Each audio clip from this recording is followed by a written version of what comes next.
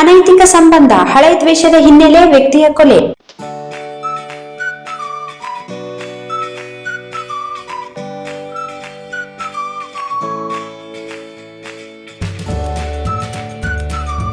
ನ್ಯಾಯ ಪಂಚಾಯಿತಿ ವೇಳೆ ತಾಯಿ ಎದುರಲ್ಲಿ ಕೊಡಲಿಯಿಂದ ಹೊಡೆದು ಕೊಲೆ ಮಾಡಲಾಗಿದೆ. ರಾಯಚೂರು ತಾಲೂಕಿನ ಬುಳ್ಳಾಪುರ ಗ್ರಾಮದಲ್ಲಿ ಘಟನೆ ನಡೆದಿದೆ. ಬುಳ್ಳಾಪುರ ಗ್ರಾಮದ ಪ್ರಾಣೇಶ್ 23 ವರ್ಷ ಕೊಲೆಯಾದ ವ್ಯಕ್ತಿಯಾಗಿದ್ದಾರೆ.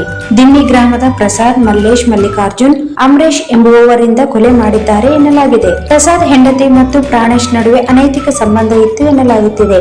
ಕಳೆದ 3 ತಿಂಗಳಿನಿಂದ ಪ್ರಾಣೇಶ್ಗಾಗಿ ಹುಡುಕಾಟ ನಡೆಸಿದ್ದ ಪ್ರಸಾದ್ ಅವರು ನಿನ್ನೆ ಬುಳ್ಳಾಪುರ ಗ್ರಾಮದಲ್ಲಿ ಜಾಗದ ವಿಷಯಕ್ಕೆ ನ್ಯಾಯ ಪಂಚಾಯಿತಿ ನಡೆಯುತ್ತಿತ್ತು.